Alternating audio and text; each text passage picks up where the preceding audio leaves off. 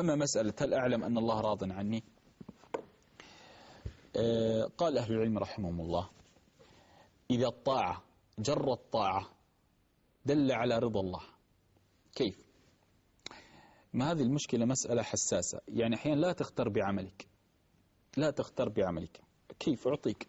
قال أهل العلم رحمهم الله: سحرة موسى ما سجدوا لله سجدة إلا الأولى، فألقي السحرة سجدا، هذه السجدة الوحيدة، وبعدها قتلوا فدخلوا الجنة.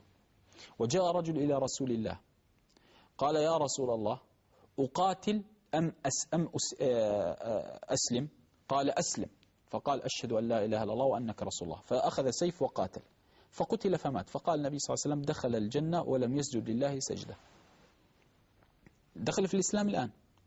الأمر الثاني: الرجل الذي جاهد مع رسول الله صلى الله عليه وسلم وآمن به وصلى معه الفجر وصلى معه الصلوات الخمس وكان يرى النبي صلى الله عليه وسلم كل يوم عيانا، قاتل مع رسول الله فوقع في جرح عظيم، فقال الصحابة: هنيئا له الجنة. هو لم يمت بعد، كان يعني يعاني من جروحه لدرجة أنه يدخل في سكرات الموت ويخرج.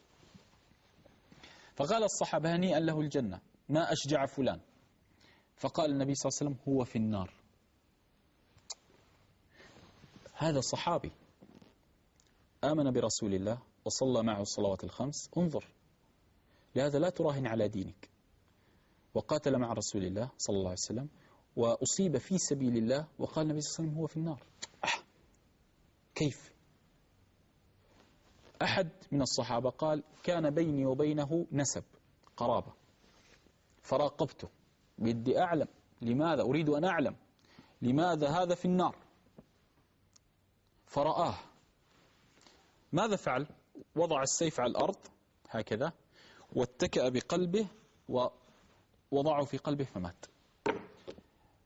فلما علم النبي صلى الله عليه وسلم قال: فذهبت وأخبرت النبي صلى الله عليه وسلم فقال: أشهد أني رسول الله.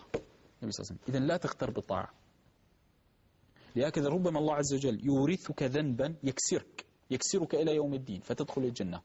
وربما أنا أتعجب بعض الناس تقوم الليل فتنظر للناس دون. أقسم بالله بعض الناس يقومون الليل ويقرؤون القرآن ويطلبون العلم فينظرون للناس دون على أنهم حثالة، وهؤلاء الناس ربما عند الله خير منك. تعلم لماذا؟ تعلم لماذا؟ لأن أولئك الناس استكانوا لربهم وتواضعوا لخلق الله، والتواضع باب من أبواب الجنة. التواضع، قال عليه الصلاة والسلام: إن الرجل والمرأة كذلك ليبلغ بحسن الخلق أو بحسن خلقه. من يا رسول الله؟ درجة الصائم القائم. انظر، صائم تعب النهار، وقائم الليل تعب الليل. أنت بحسن الأخلاق تصل لدرجته. والنبي لهذا الكبر رداء الله سبحانه وتعالى. الكبر الله عز وجل هو اعتز به سبحانه، والكبر إزاري.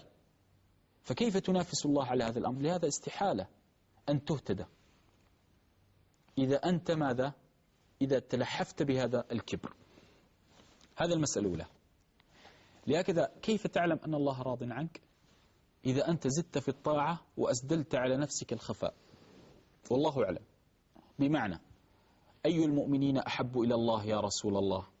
قال عليه الصلاة والسلام: المؤمن الخفي التقي، لا أحد يعلم بحاله، خفي عن الناس وعن أعين الناس، لا يخالط الناس، لا يخالط سموم الناس ولا ألسنة الناس، ويتقي الله.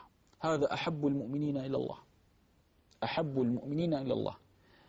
لهكذا لا تغتر بطاعة، لا تغتر بطاعة مهما بلغت من العلم. لهذا نتعجب بعض الناس يقرأ كتيب أو كتيبين ثم يجادل جهابذة العلم ويرد: وهذا كذا، وهذا على المنهج كذا، وهذا على فلان كذا، وهذا فاسق، وهذا مدخن، وهذا لا يصلي، وهذا يبكى أن باب الجنة معه ومفاتيح الجنة معه.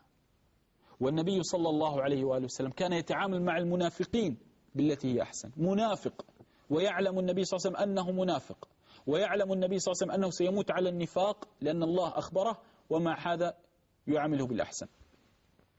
لهكذا ابن أبي، وما أدراك من ابن أبي؟ زعيم المنافقين. ومع هذا حينما قال لا يخرجن الأعز منها الأذل، يقصد النبي صلى الله عليه وسلم والعياذ بالله، جاء خالد قال يا رسول الله دعني أقتل. فجاء